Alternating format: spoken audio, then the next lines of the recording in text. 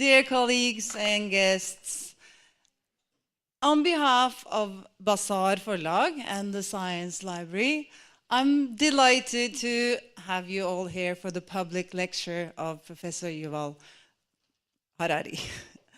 And before we listen to him, I'll give the word to Professor Yuval Hariri, who was the one who took the initiative to invite Harari here when he heard that that Bazaar Forlag was translating his book. So, welcome, firstly, Yuval Hariri.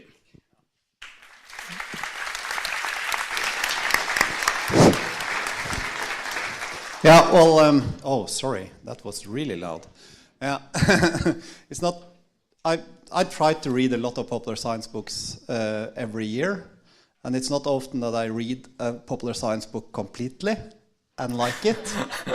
Mostly I end about halfway, but this was a book that was sent to me by the publisher, and I didn't know anything about it, but I started to read. And I read, and I read, and I read. And I think it's one of these really few popular science books that give you a different perspective on life. Yes, it's really big to say that, but for those of you that's not read it yet, I will not disclose too much because Harari will do that in his talk anyway. But really, the thoughts are so big, and the way he puts human history together in a package in one book. I've never read anything like it. So I really hope that you will appreciate the talk now and also read the book afterwards, because it's it made a lasting impression on my way of thinking, really. And hopefully that will also be part of the discussion after Harari's talk. So with no further ado, I'm not going to stand here and talk a lot. I'm a big fan. So I'm looking forward to your talk, Yuval. Welcome. Thank you.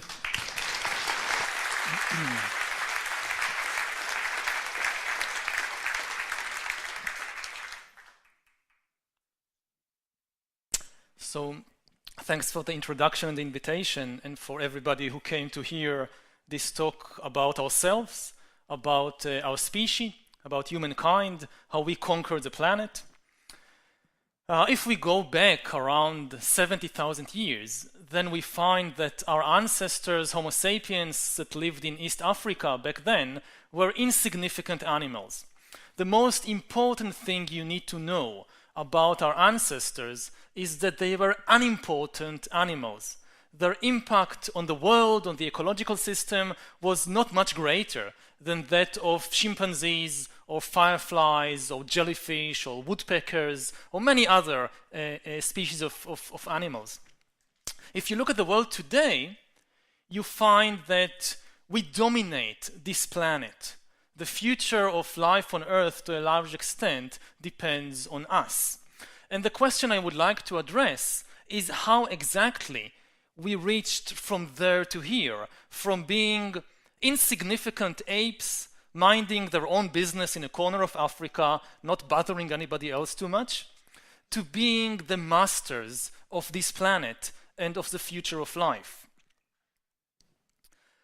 And when we raise this question of the secret of success of our species, people generally try to find the answer on the individual level, as if there is something special about the individual human being, about me, say, that makes me such a superior creature in comparison to a chimpanzee or to a dog or to a pig. But the truth is that on the individual level, I am embarrassingly similar to a chimpanzee. And if you place me and a chimpanzee together on some lonely island to see who survives better, I would definitely place my bets on the chimpanzee, not on myself. And I don't think it is something wrong with me personally. I guess if they took almost any one of you and placed you alone on some lonely island with a chimpanzee, the chimpanzee would probably do better. So it's not on the individual level that we need to look for the secret of success of our species, it's rather on the collective level. Humans, to make a long story short, we humans control the planet because we are the only animal, as far as we know, ever in the history of the planet that managed to cooperate flexibly in large numbers. Now, there are other animals, especially the social insects, like the ants and the bees and the termites, that know how to cooperate in very large numbers, but they don't have flexibility. Their system of cooperation is determined by their genetic code to such a degree that if, for example, a beehive faces a new danger or a new opportunity, there is no way that the bees are going to reinvent their social system overnight. There is no way that the bees can, for example, execute the queen bee and establish a communist dictatorship of worker bees. They can't do it. Other social animals, like the social mammals, like chimpanzees and baboons and dolphins and elephants, they are much more flexible in the way that they cooperate than the social insects, but they can cooperate only in relatively small numbers, because cooperation, for example, among our chimpanzee cousins, is based on intimate, personal acquaintance one with the other. If I'm a chimpanzee and you're a chimpanzee and I want to cooperate with you, I need to get to know you personally. What kind of chimpanzee are you? You're a nice chimpanzee? Are you an evil chimpanzee? Can I trust you? If I don't know you personally, I can't cooperate with you. And because it's impossible to get to know hundreds of thousands of individuals, then chimpanzees cannot cooperate in numbers larger than, say, about 100 or 200. Humans are the only animals that can combine the two abilities. We cooperate in very large numbers, much more so than the bees or the ants, yet we retain the flexibility of chimpanzees and wolves, and of course we are even much more flexible than they are. We can create social systems of cooperation that unite millions and today even billions of individuals and change them almost overnight. And this makes all the difference. 1 versus 1, or even 10 versus 10, we are not superior to chimpanzees. But if you pit 1,000 humans against 1,000 chimpanzees, the humans will easily win, for the simple reason that 1,000 chimpanzees cannot cooperate at all.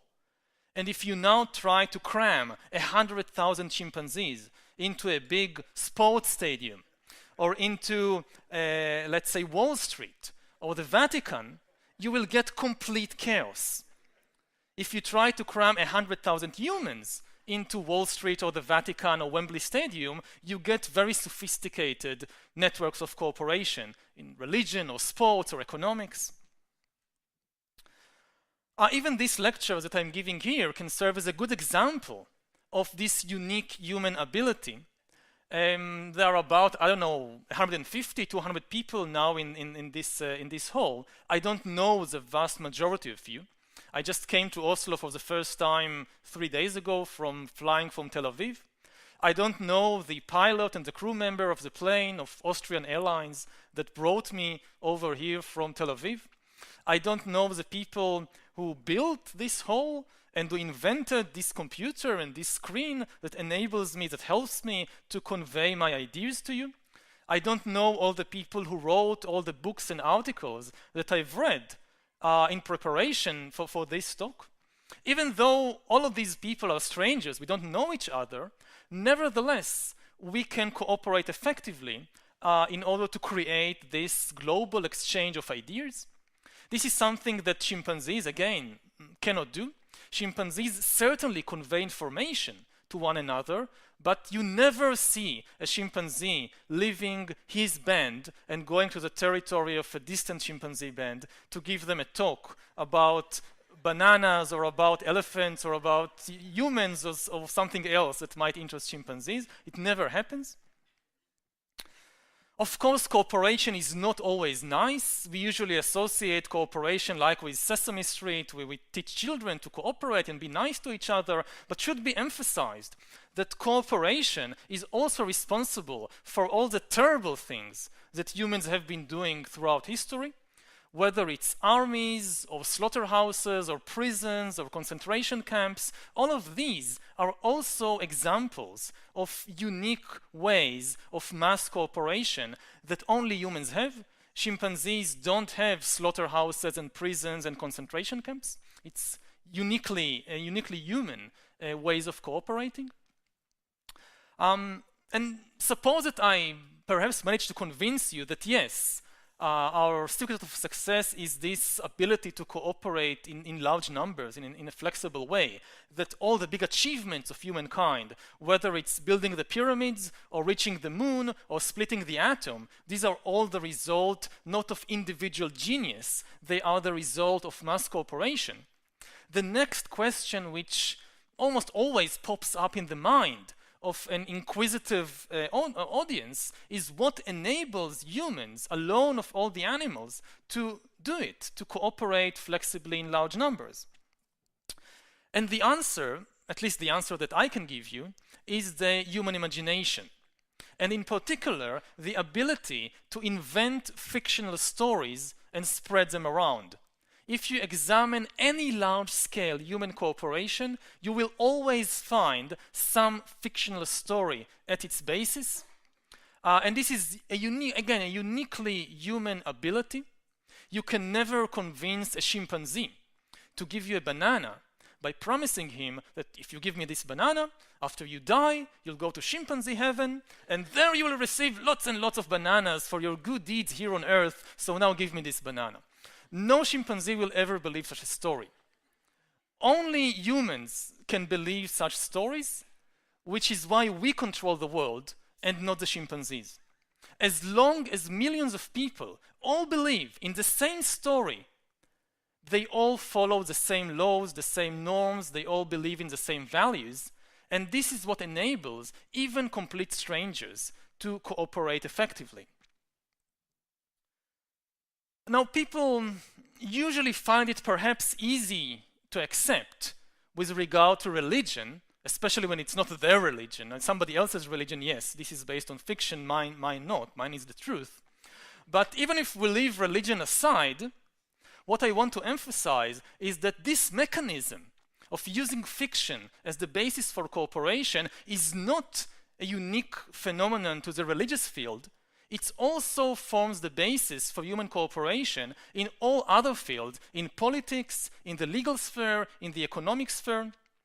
For example, in the legal and political sphere, perhaps the most important idea of our time is human rights. But human rights are a fiction, just like God and heaven. They are not a biological reality. If you take a human and cut him open and look inside, you find the blood and the kidneys and hormones and neurons. You don't find any rights. And even if you look very closely inside the DNA and you read what's written in the DNA, you don't find anywhere the Declaration of Human Rights written in genetic code. The only place you find rights is in the stories that people have invented, not very back in the distant past, but over the last few centuries and spread around. And today billions of people believe in this story that humans have a right to life and to liberty and to freedom of expression and so forth. And this forms the basis for much of the legal and political cooperation networks in the world. Now, I don't want to imply that this is bad. Fiction isn't bad. I mean, Harry Potter isn't bad. Fiction can be very good and it's a very powerful tool, but it's not reality. It's something that we construct in our imagination. And again, as long as everybody shares the same imagination, it works. The same thing happens in the economic sphere. Perhaps the greatest story ever told is the story of money. Not everybody believes in human rights. Not everybody believes in God, not everybody believes in heaven and hell, but everybody believes in money. And even more amazingly, everybody believes in the same money. like the dollar bill. Now, the dollar bill, when you look at it, like human rights, it has no it's not an objective reality. It has this piece of paper has no objective value whatsoever. You cannot eat it, you cannot drink it, you cannot wear it, you can't do anything with it. But then come along the master storytellers of our era, not the people who won Nobel Prize in literature. They are not really good storytellers. The best storytellers in the world, they should really receive the Nobel Prize for literature. They are the chairman of the Federal Reserve. They are the big bankers, the finance ministers. They tell the best stories in the world. They come to us and they say, you see this green piece of paper? We are telling you that it is worth 10 bananas. And if I believe it and you believe it and everybody believes it, it actually works. I can take this worthless green piece of paper, go to the supermarket, give it to a complete stranger whom I've never met before, and he will give me real bananas in exchange, which I can actually eat. This is something that no other animal can do. Chimpanzees, they can trade, they can barter. I'll give you a coconut and you'll give me a banana. That can work among chimpanzees. But you'll give me a piece of paper and you expect to get bananas in return. This will not work with chimpanzees. You can try it. You can also try if you have a dog or a cat, try to give them money so they will give up your shoe or something. It won't happen. Only humans can believe such stories, which is why we have such sophisticated financial and trade relations, whereas all other animals do not. Now, what should be emphasized is that it's not easy to construct and to spread these stories. The difficulty is not in telling the story. The real difficulty is, of course, in convincing everybody to believe in the same story. If each person has a different story in the mind, it won't work. You need to implant the same stories in the minds of everybody, otherwise you can't form a system of cooperation. And much of history revolves around the question, how do you make millions of people believe in the same fictions? How do you make millions of people believe in the dollar bill and not in some other kind of currency, like the Bitcoin? How do you make millions of people believe in one God and not in a different God? This is a very difficult thing. Again, much of history revolves around this question, and of course it doesn't always succeed. Many of the big conflicts in history are exactly about that. People sometimes think that humans fight for the same reason that other animals like chimpanzees fight. Chimpanzees fight over territory, chimpanzees fight over food, and people think these are the same, this is for the similar reason that also humans fight. And there are maybe a few rare occasions when humans fight for territory or food, but this is very, very rare. The vast majority of wars and revolutions and conflicts in history were not about territory, they were not about food, they were about fictional stories in the mind of people. I come from Israel, so I know something about conflicts at first hand. And if you think that the Israeli-Palestinian conflict is about territory or food, you're mistaken. There is no objective shortage of land between the Mediterranean and the Jordan River. There is enough territory to build houses and schools and hospitals for everybody. There is no objective shortage of food. There is enough pita bread and falafel and hummus to feed everybody until they puke. I mean, there is no shortage of objective shortage of food. The real problem is that you have two groups with two very, very different stories in their mind, and they cannot agree on a single story that both can accept and identify with. To take a counterexample from European history, 100 years ago, Europeans were killing each other by the million in the First World War. And after it ended, they again killed each other by the million, even more, in the Second World War. In the second half of the 20th century, in the early 21st century, Europe became one of the most peaceful places ever in the history of humankind. What made the difference? Not the discovery of more land. It's not that suddenly new land emerged from the North Sea and they could divide it, you Germans take a bit and you French take a bit and now you'll be happy. No, there was no more new land.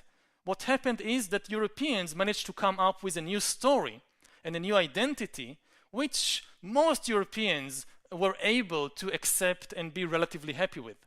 So this was the key to the very big change in the political history of Europe over the last century. We can say then, as kind of summarizing what we've covered so far, that humans are really unique animals and they dominate the planet because we live in a dual reality. All other animals live in an objective reality. The reality of chimpanzees consists of objective entities like rivers and trees and mountains and elephants and lions. These make up the world of a chimpanzee. We humans, we also of course live in an objective reality. In our world too, there are rivers and trees and lions and elephants, but over the last tens of thousands of years, we have constructed on top of this objective reality a second layer of fictional reality, a reality consisting of fictional entities like nations, like churches, like gods, like business corporations. And over time, the amazing thing is that these fictional entities became more and more powerful, so that today they are the most powerful forces in the world. Today, the very survival of elephants and lions and chimpanzees and rivers and forests depends on the decisions and wishes of fictional entities like banks, like nations, like the European Union, like the United States. All these things exist only in our mind, in our imagination, in the stories that we tell, and nevertheless they now determine the fate of more and more of the ecosystem. Now we see then that the human domination of the world is not really a matter of individual genius, and it's also not strictly a matter of technology. Yes, of course, humans dominate the world because they have all this amazing technology of trains and airplanes and computers and nuclear weapons and so forth. But technology by itself is never enough. You always need to combine technology with cooperation. You cannot invent and produce and use sophisticated technology unless you somehow manage to build systems of cooperation that unite thousands or millions or billions of human beings. And in order to establish such cooperation, you need a good story. You need an ideological story or a religious story that people would accept, would believe. In order to build, say, the Great Wall of China, of course, you needed some technology, maybe of metal tools and all kinds of things like that. But this by itself would never have been enough if the Chinese were not able to use fictional stories in order to unite millions of people into a single empire. Now, as we look at the development of history over the last 70,000 years, what we see is a complex relationship between technology on the one hand and religions, ideologies, and other kinds of stories on the other hand. Technology, of course, is often the basis for the new powers that humankind have acquired. But every step forward, every new technological revolution also upsets the systems, the old systems of cooperation. And unless people can find good stories to replace the obsolete old stories, the technology by itself only results in chaos, not in a real increase in the power of humankind. Because you must find a way under the new technological conditions of still making millions of people to cooperate. A good example is the Industrial Revolution of the 19th century. In the 19th century, humankind gained mastery over new technologies, new powers, like the steam engine, like electricity, like radio, like the internal combustion engine. But the immediate result of all these inventions was to create a lot of social and political chaos. The transition from traditional societies to modern industrial societies was extremely hard and difficult. New classes of people emerged, especially the urban proletariat, which people didn't know what to do with. And much of the political history of the 19th and 20th century revolved around the new problems of industrial society, which could not be solved, could not be answered using the traditional ideologies, religions, and stories of humankind. Of course, one of the first reactions always to such technological upheaval and such social upheaval is to try to go back to the old stories and to find some security. When there is change, most people, especially beyond a certain age, they don't like change. They're used to the world as it is, they don't like change. When there is a big change which destroys old institutions, old ways of life, and creates completely new religions, people first of all try to hold on to something stable, to find security. And therefore you often find that such revolutions are accompanied by a wave of fundamentalism. Fundamentalism means looking for a fundament, looking for a basis, and trying to go back to something that seems eternal, secure, that can protect us against all these changes. This happened in the 19th century during the Industrial Revolution. One of the first reactions to the Industrial Revolution was a wave of religious fundamentalism all over the world. I'll give just a few examples, there are many more. In Europe, for example, you had a wave of Catholic fundamentalism in the middle of the 19th century. The Pope, Pius IX, declared a new dogma of the Catholic Church, which said that not only all the answers to all the problems of humanity, including the new problems of industrial society, all the answers are of course in the Bible, but in addition to that, the Pope came up with a new dogma of papal infallibility. That the Pope is never wrong. Ask anything you want and you'll get the answer from the Pope. This is not a medieval dogma. Many people think that this dogma goes back to the Middle Ages or even to classical times. No, it's a 19th century dogma. Similarly, in the Middle East, you also have a wave of Muslim fundamentalism. For example, in Sudan, you have the movement of the Mahdi, a person who declares himself to be the Mahdi, the Messiah. Millions of people follow him. They defeat the Egyptian and English armies that are sent to try and suppress this rebellion. They behead the commander of the army, General Charles Gordon, in a gesture that shocks Victorian Britain in much the same way that the beheading now in the Middle East shock European audiences today. They establish a Muslim theocracy in the Sudan governed by Sharia law. And they say, yes, all the problem of modern society, of industrialism, of European imperialism, all the answers will come from the Quran and from the Sharia law.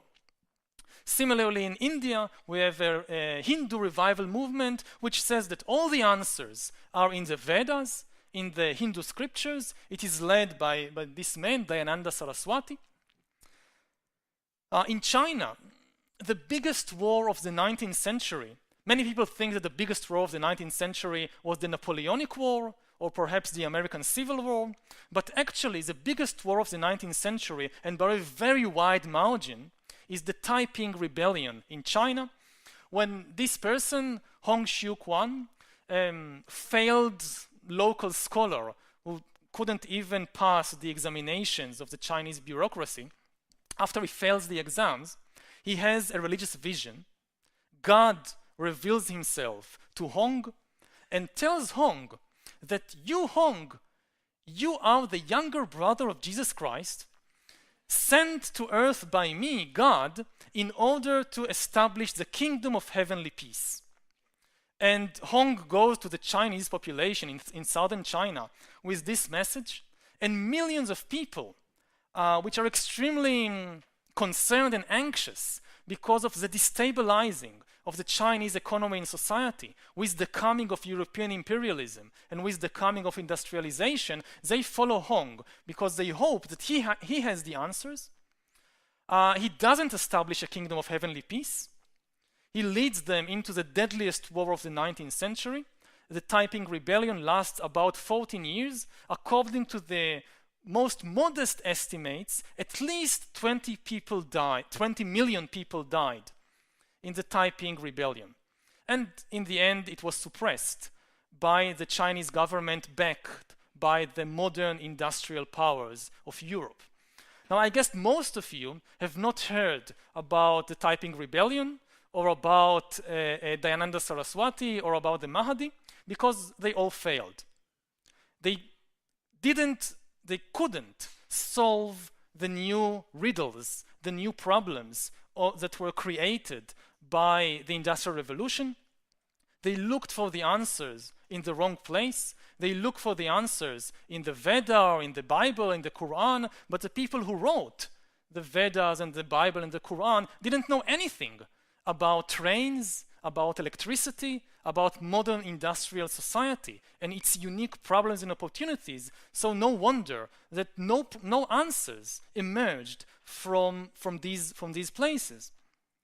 In contrast, I guess most of you have heard about Marx and Engels and Lenin, even though in the early 19th century there were hardly any socialists at all. And even in 1850, in the middle of the 19th century, socialism was still a small fringe movement. Within a few decades, it became the most important and most influential ideological movement, or you can say even religious movement, of the 19th century.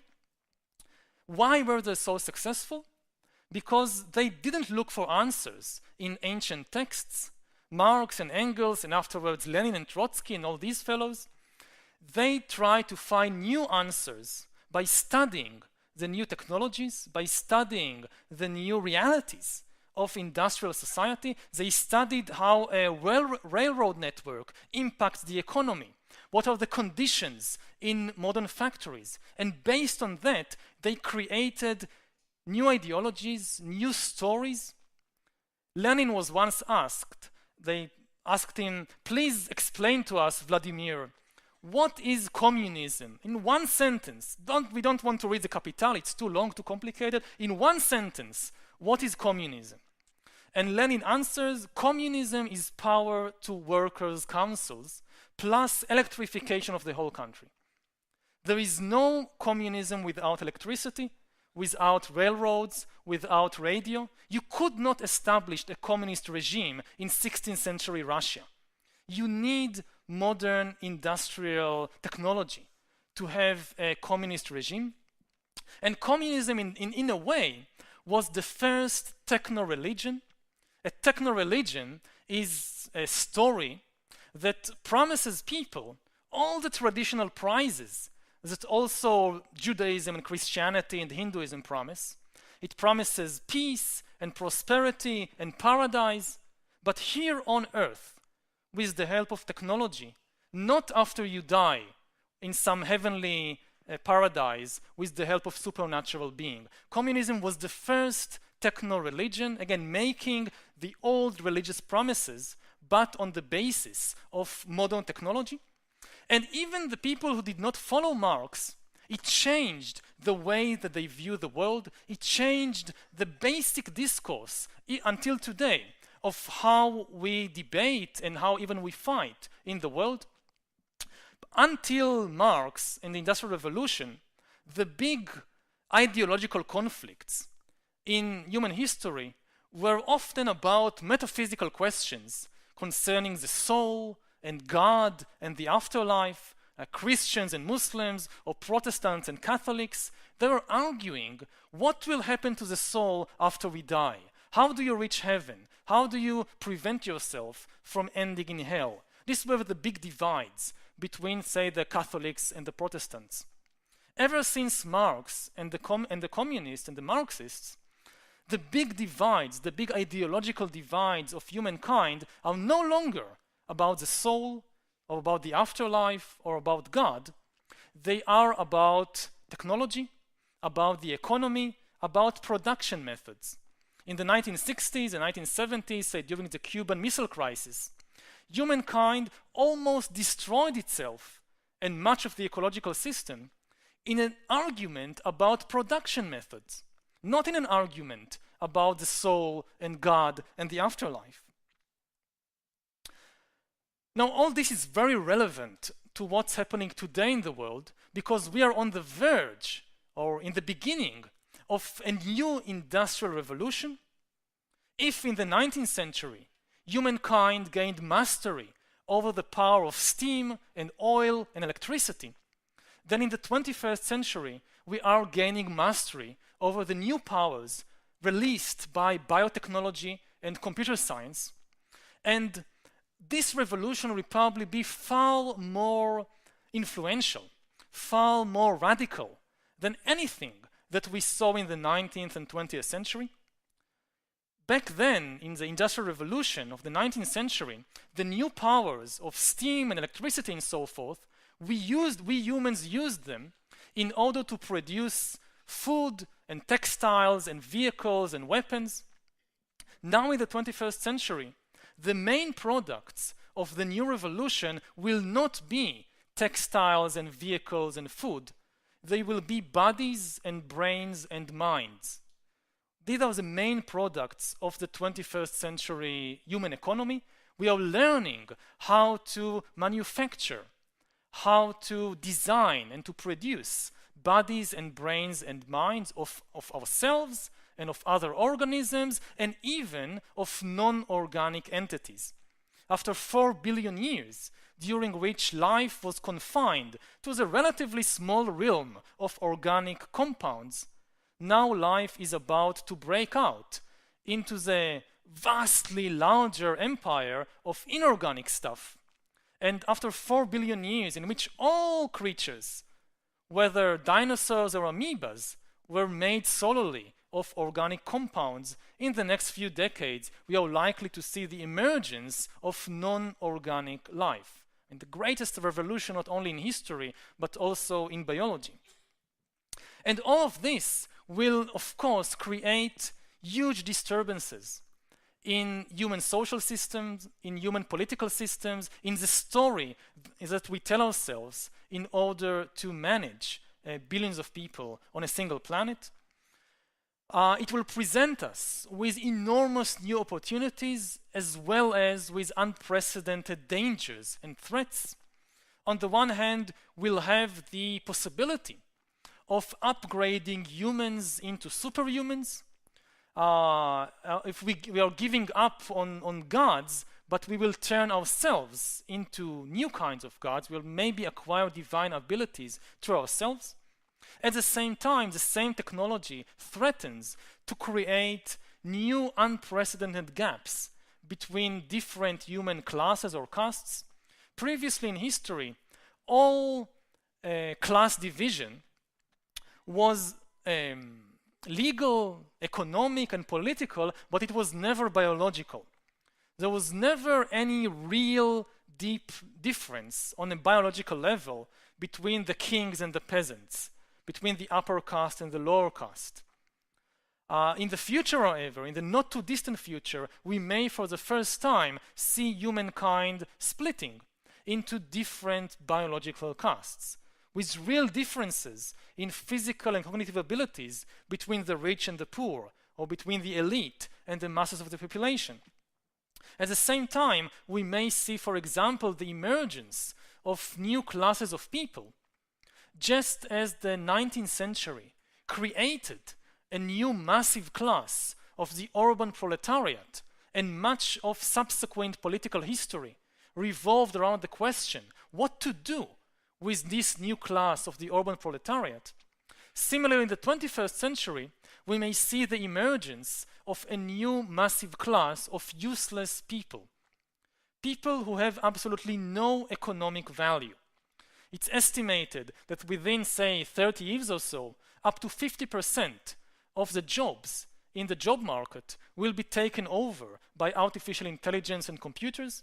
Everything from driving taxis to diagnosing diseases to even teaching artificial intelligence will be able to do better than humans, there will be, of course, new jobs created, which we don't know of today, but even the new jobs might be performed far better by artificial intelligence than by humans. So we are looking at the possibility of a new massive class of useless humans and of immense, whereas the 20th century was a century of closing gaps, of growing equality in the world, the 21st century may be the most unequal century in human history in terms of social inequality. Not surprisingly, then, we also see now a new wave of fundamentalism in different places around the world, not only in the Middle East, and it's the same basic reaction. When you threaten the stability of the world, many people, especially people who are about to lose from the new situation, try to hold on to something stable and secure, and the first instinct is to go back to some story which seems to be eternal, which seems to be immutable, immune to all these dangers, to all these changes. But as happened in the 19th century, also in the 21st century, it's very unlikely that the answers to questions, to the new questions, will come from this fundamentalist wave. If we are asking ourselves how to face the threats and opportunities of things like genetic engineering or artificial intelligence, we are not likely to get the answers from the Bible or from the Vedas, because the people who wrote the Bible and the Vedas and the Quran and so forth didn't know anything about genetics and didn't know anything about computers. So it's not surprising that the answers are not there. Instead, we'll probably see the emergence of completely new ideologies, completely new religions, completely new stories. Not even socialism and liberalism have the relevant answers. They are ideologies adapted, fit to the conditions of industrial society, of 19th and 20th century industrial society. They don't have the answers to the new problems of the 21st century. Where will the new religions emerge from? Probably not from the Middle East. If you are looking for the new Muhammad or for the new Lenin, he or she is probably in Silicon Valley and not in the Middle East. This is where the new techno-religions are emerging from. Just as communism promised paradise on earth with the help of electricity and steam power, so now you see the emergence of new religions, new techno-religions that promise paradise on earth with the help of genetic engineering and artificial intelligence and computer algorithms and so forth. And they are much more ambitious than anything we've previously seen throughout human history. To give just one example before I wrap it up and leave time for the discussion. For the first time, I mean, even Lenin and Marx, with all their ambitions, never went as far as promising people immortality. Yes, paradise on earth, but eventually, even in the socialist paradise, you die. And they kept their mouth shut about what's happening to you after you die.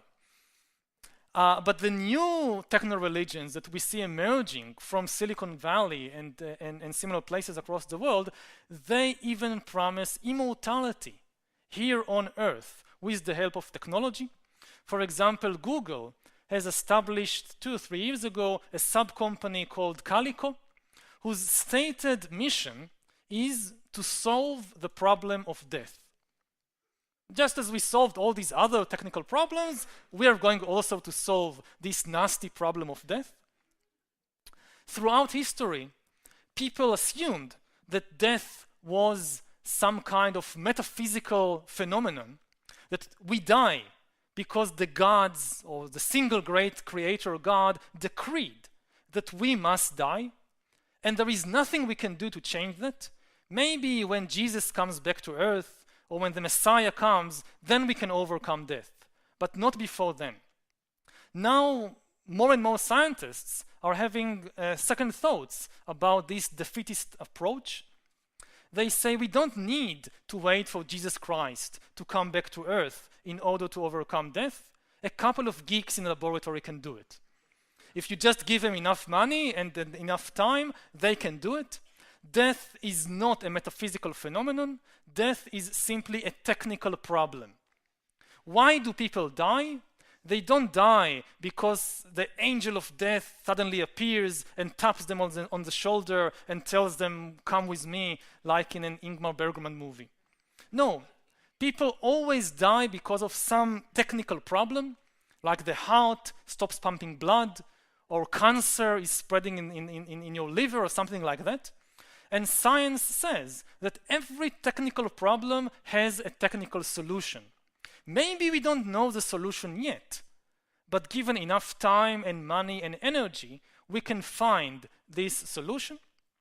True or false, I won't go into this here, but certainly the new stories, that the most amazing and fascinating stories which might serve as the basis for a new systems of cooperation in the 21st century world, we are beginning to see them emerging from places like Silicon Valley.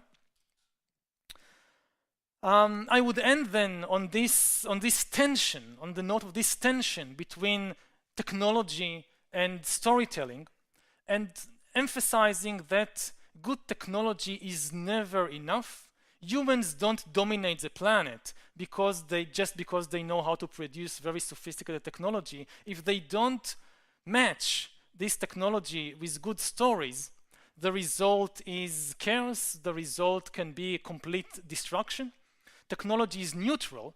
It can technology is never really neutral. It changes the world, but whether it changes it for good or evil really depends on the stories that people believe and the stories that people use in order to organize themselves. I think we can say without any doubt that in the 21st century we will see amazing new technology, better than anything, much more powerful than anything we've seen previously in history. The really big and interesting question is whether we'll be able to produce good stories to match this wonderful technology. If not, it's going to be very bad news, not only to human beings, but probably to almost all other organisms on the planet. Thank you very much.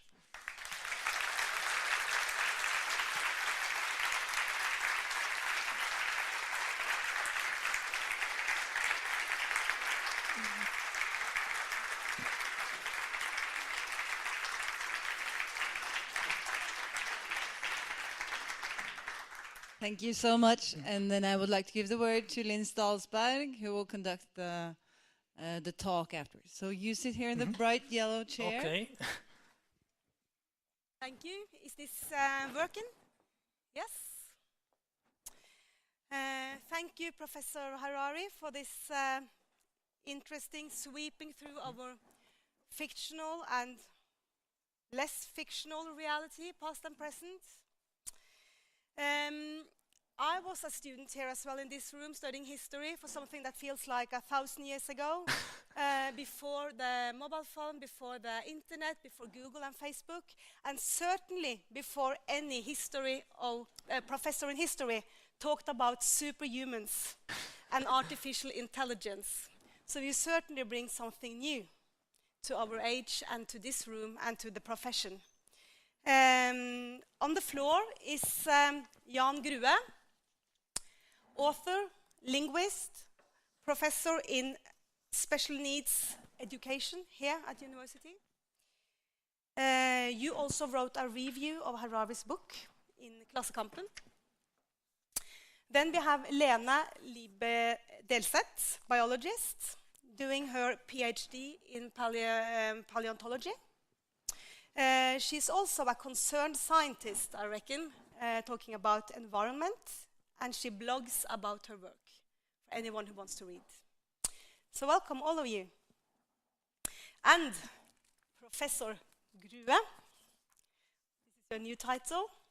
Your immediate reactions to the talk and any question? Yeah, well, thanks very much for the talk. That was a lot to take in, so I'll have to try and pick my question carefully. I can't help thinking about the 100,000 chimps loose on Wall Street. I think that may be exactly what happened a few years ago.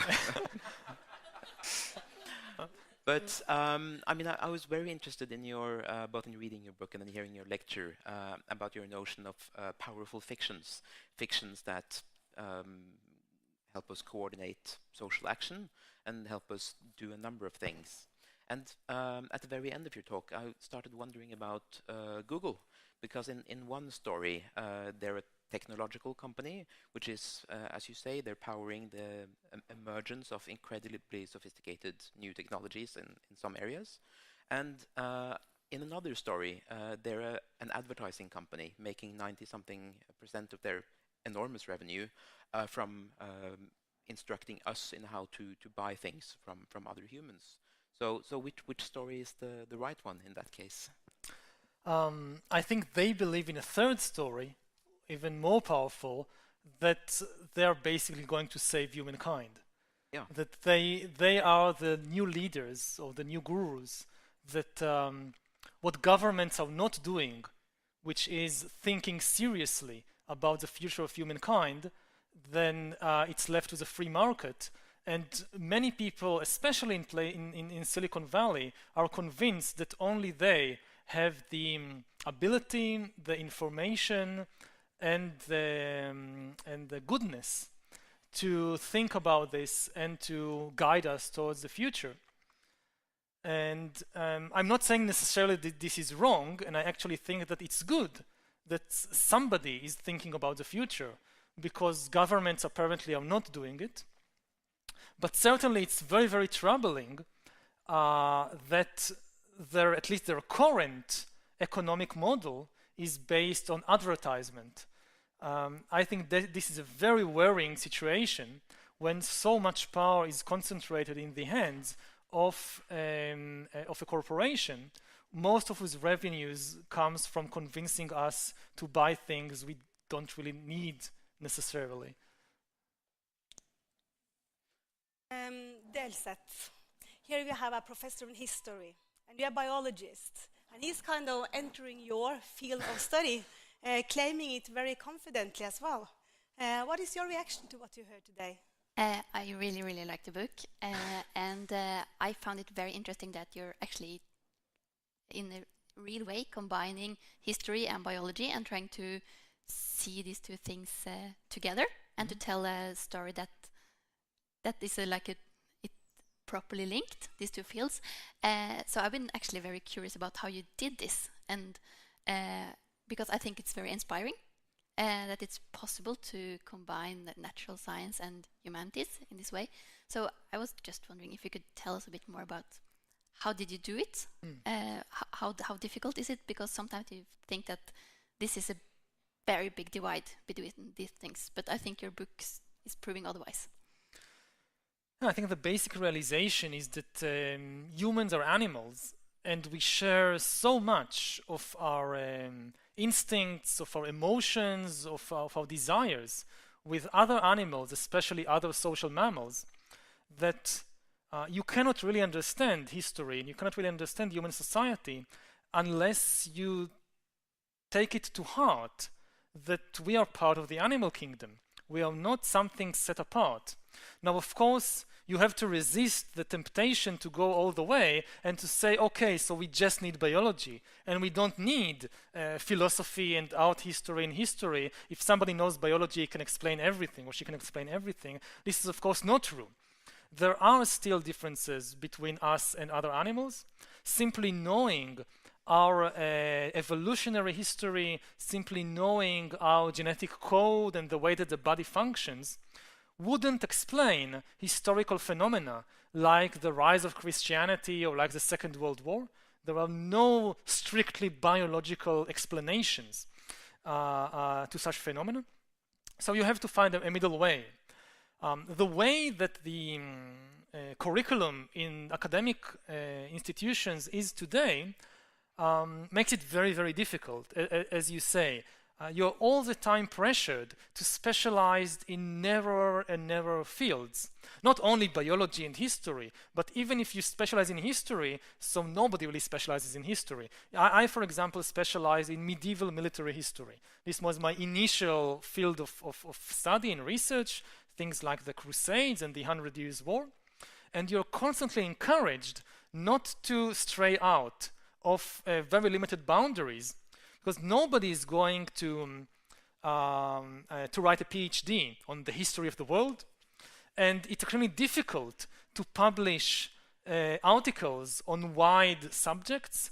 The academic world is still governed by the laws of publish or perish, and if you want to publish, then you usually have to focus on, at least at first, on a very, very narrow subject, and then it's a vicious circle, because you get your scholarship or you get your position in university because you're an expert in medieval military history.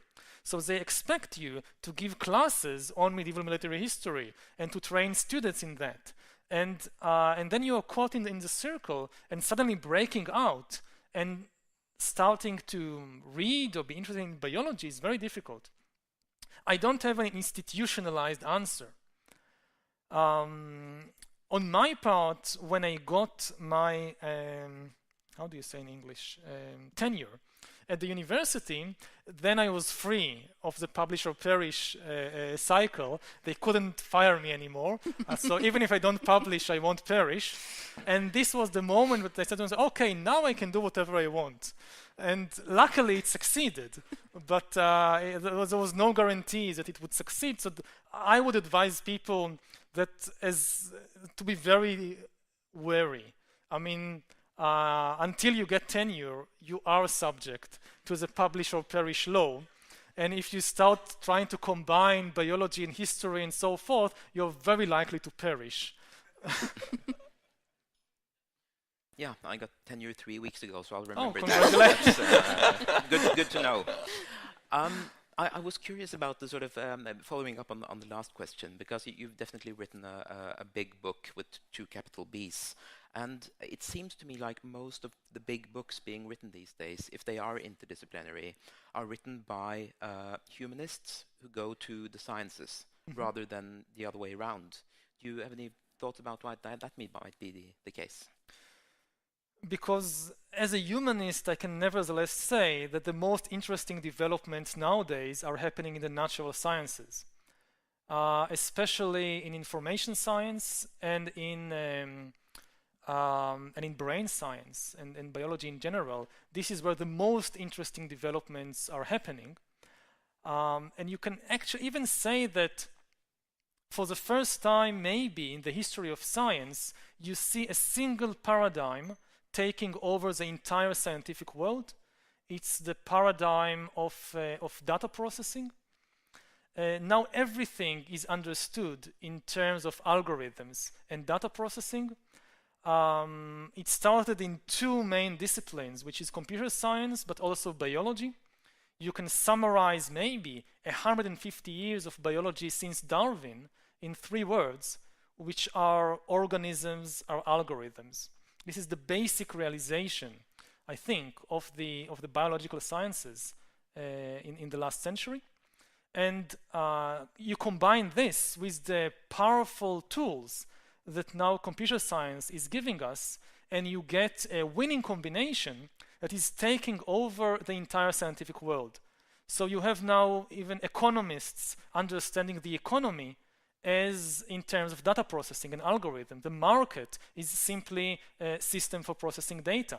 And you're now seeing also historians and linguists understanding their subject in similar terms. So it's kind of a wave which begins in these disciplines, but is now infiltrating and even taking by storms even the humanities.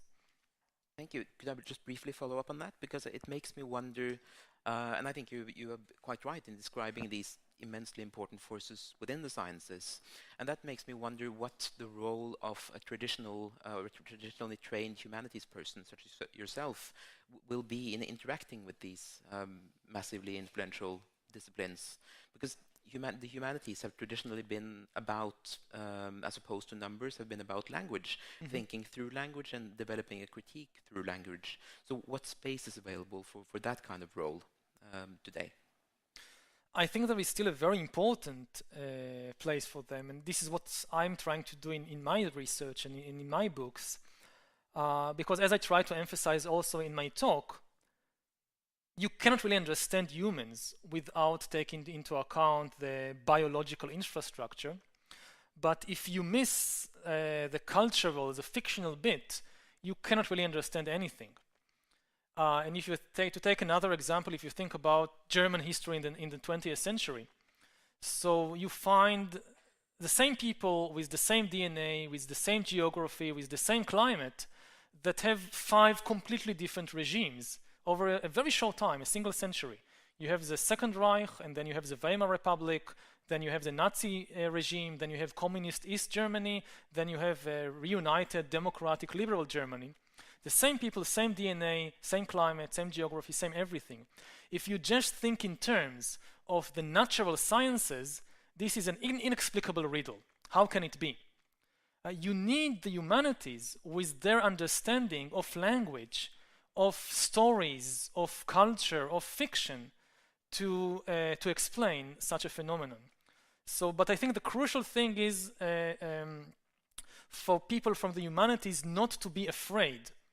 I mean, most people in the humanities are especially afraid of numbers and equations. Like you open a book, you see an equation, you immediately close it and put it back on the shelf. And I don't like equations either, I don't really like numbers either, but I realize that in the 21st century, if the humanities are going to remain relevant, they will have to understand, at least to some extent, things like genetics and things like information theory, and for this they will have to go out of their comfort zone. Considering you're a historian, we have been talking a lot about the future, you have been talking a lot about the future. And in your future, there are cyborgs or transhumanism or some kind of connection between biology and computers. Now, I would like to ask Delset, since you are concerned about environment, climate change, that kind of issues, how do you compare that struggle or that concern with his technological view of the future? Yeah, it's kind of scary to read about the future in your book, and yeah, it's kind of scary, and it's very interesting too, because there are a lot of things that I don't know anything about before reading it.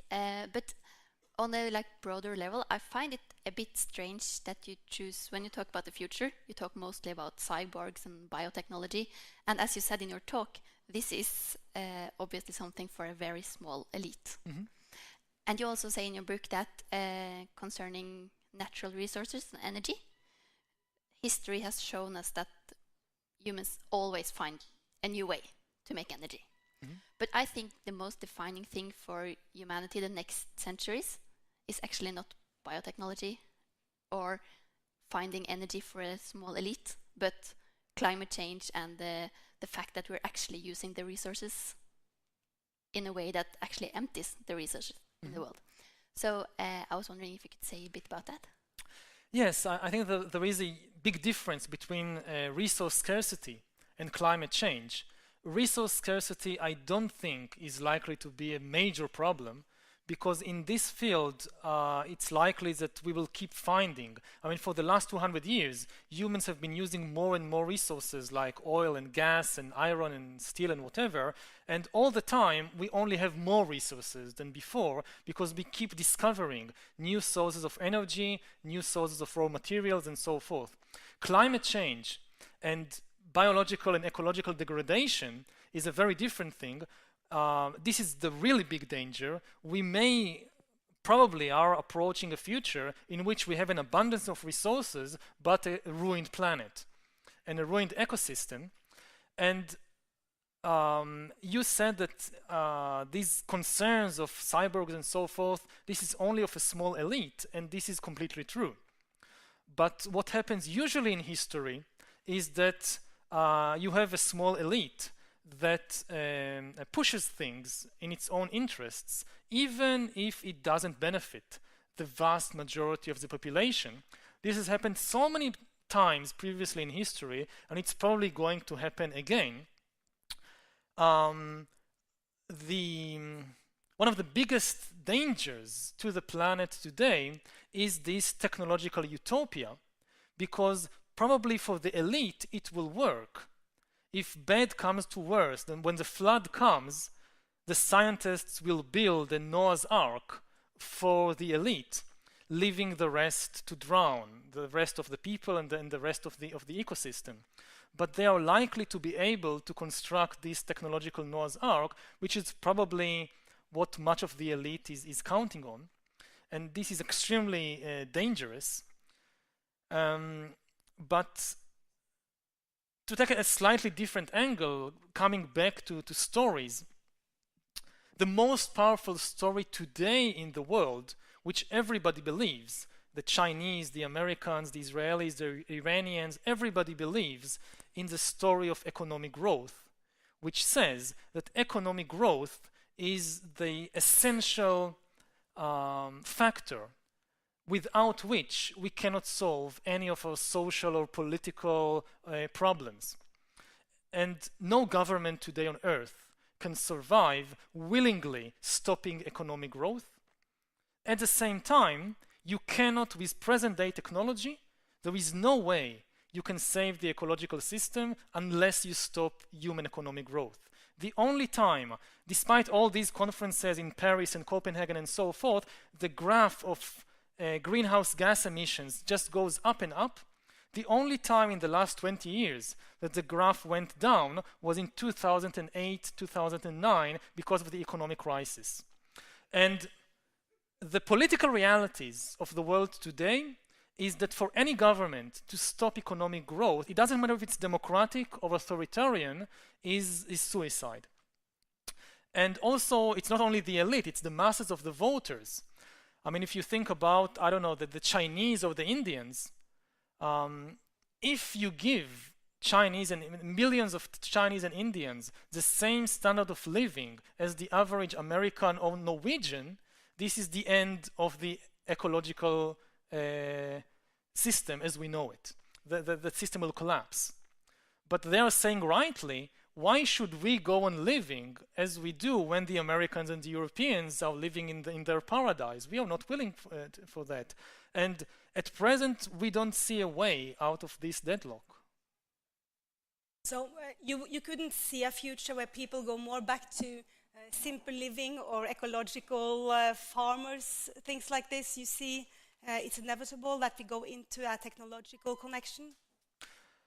The problem is that, again, it goes back to the stories in which people believe and goes back to Google and their advertisement that consumerism is now rampant across the world. And this is why the basic, what consumerism and capitalism say basically, that if you want a better life, whether as individuals or as a society, you need to buy more stuff. And in order to buy more stuff, you need to produce more stuff. That's a very simple story.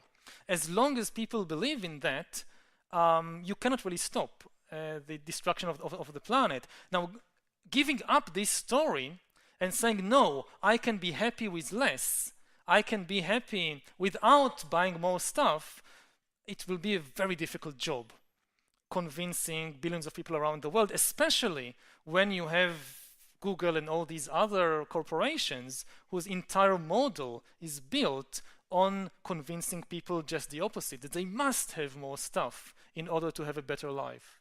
But who can create a new story? Who can be the new storytellers? Couldn't that be you?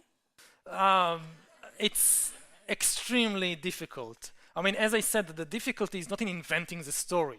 Everybody can invent a story. But how to convince billions of people to believe in your story, especially given the odds, it doesn't seem that humankind is about to change the story in which it believes. Probably only a crisis or a catastrophe could trigger a real change in human thinking. We can only hope that it would not be late. It would not be too late by then. Do you agree with this?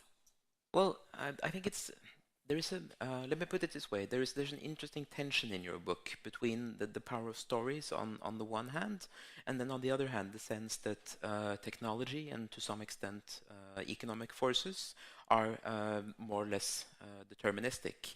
So it makes me uncertain about how you feel about the genuine power of stories, because if they can't really be changed, then why should we care about them? Well, they can be changed. It's just very, very difficult because there is no simple relationship between the economic and material sphere and the sphere of stories and imagination and fiction.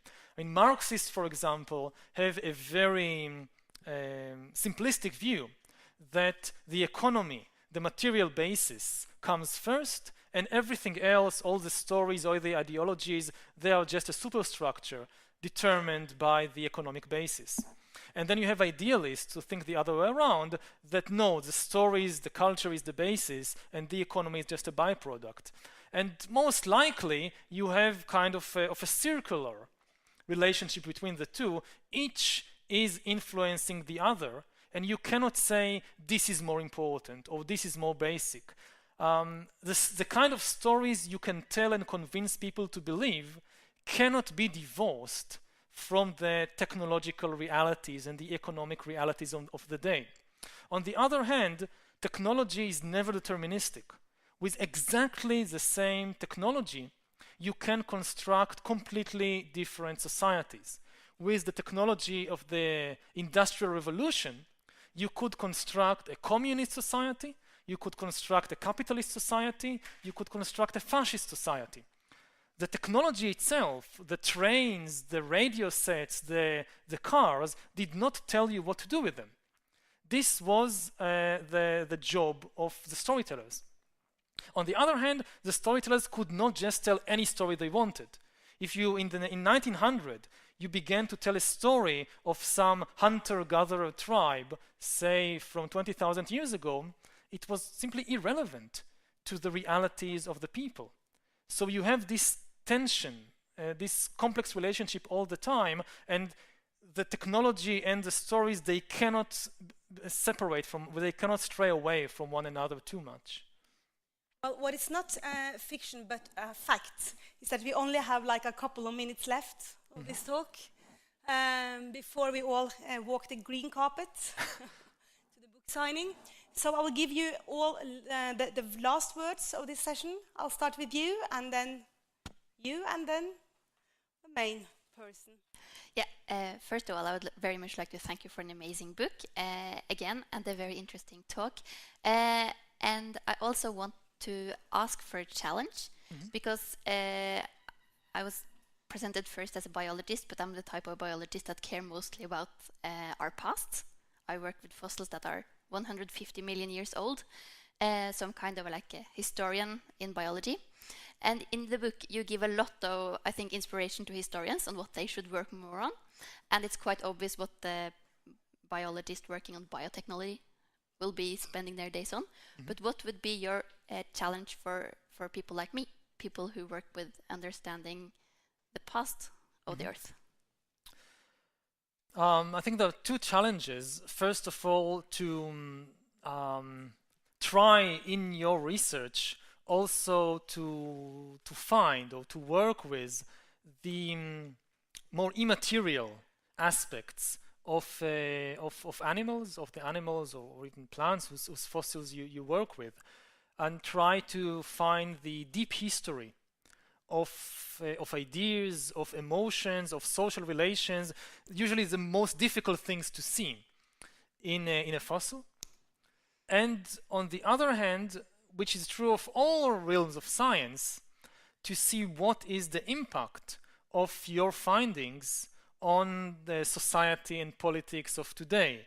That the job of the scientist is not simply, okay, I have this technical field, I discover what I discover, I publish a paper and my job is done.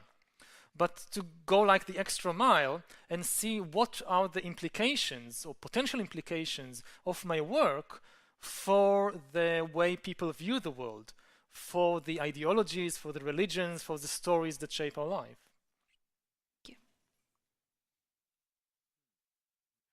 Lots of questions I could have posed, but for the humanities person working today, I mean, for scientists, it's possible to publish narrowly and still be part of big, relevant projects. How is it possible to be a successful humanities or social sciences person without writing a book like yours? Well, it depends what you mean by successful. If it means like getting a job at university and then getting tenure and so forth, so focusing on a very narrow subject is probably the best advice I can give. It's not the most satisfying, it's not the most responsible thing that a humanities expert can do, but it's certainly the safest thing in terms of, if you understand success in these terms.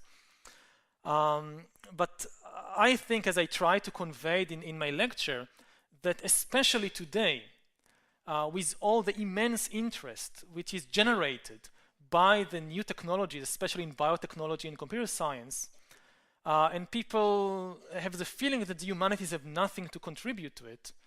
So what I try to emphasize is that especially today there is an extremely important role for the humanities, because again, technology itself doesn't tell us what to do with it. And people who specialize, say in biotechnology or in computer science, they are very good in producing new algorithms or producing new drugs or new medical treatments. But they don't necessarily have the background to understand the social, the political, and the philosophical implications of what they are doing. And this, I think, is the responsibility of the people in the humanities. And so far, I'm afraid they don't really rise up to the challenge, at least not enough. There is, I don't know how it is in Norway, but in Israel there is a constant complaint about the crisis of the humanities and the fact that they are becoming irrelevant and that people are not interested in them. And I think it's, to a large extent, the fault of the humanities themselves, that they need to connect to the present day issues. And for that, they also need to connect to what's happening in the natural sciences, in the biological sciences. And then they will find that they are extremely relevant to the main discussions of the day, and that there is no crisis, there is no reason why there should be a crisis in the humanities. And the things that we really need today in the world is not so much more computer programs or more drugs, but we need new stories. And these are unlikely to emerge from the computer science department. Well, thank you very much, Professor Hariri. And I must say that you have shown us that being an academic can be much more than trying to impress the professor next door. And as a journalist in science, I experienced that quite a lot. And I think you leave everyone with a big challenge of creating new stories. Personally, I told my two boys they're not allowed to move out of home until they read your book. Because it's, whether you agree or disagree with your ideas and thoughts, it's challenging, and it's everything you don't learn in school. So thank you very much, and we'll all walk the green carpet to the next building for book signing and mingling and chatting and storytelling, perhaps. Thank you. Thank you.